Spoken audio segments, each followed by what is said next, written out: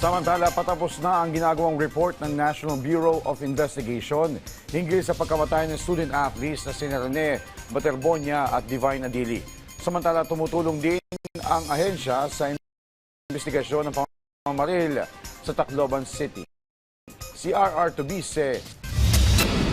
Dalawang investigasyon ang tinututukan ngayon ng National Bureau of Investigation. Ang pagkamatay ng dalawang student athletes ng Ateneo de Manila University sa Aurora at ang pamamaril sa isang eskwelahan sa Tacloban City. Sa kaso ng Ateneo students na sina Rene Baterbonia at Divine Adili, sinabi ni NBI Director Attorney Melvin Matibag na malapit na rin nilang matapos ang report hinggil dito. Kahapon nandito siya, so pinoprocess yung mga testimony.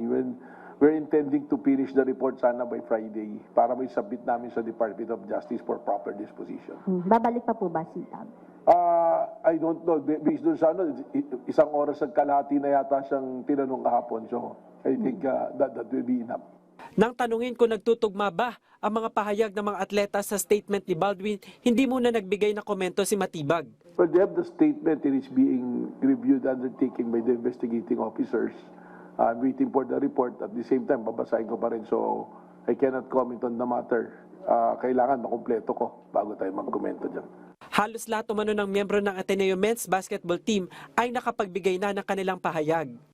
Samantala, tumutulong na rin ang NBI sa investigasyon sa shooting incident sa Tacloban City kung saan 3 estudyante ang nasawi. Bigay kami lang ng directives doon sa yung aming provincial agent in charge doon to look into the shooting para at least meron din kaming sarili na report on that matter. But of course, the one who's in lead already, doon na yung PNP natin eh. Nilinaw naman ni Matibag na ang Philippine National Police pa rin ang pangunahing nakatutok sa investigasyon. RR Tubise para sa Bayan.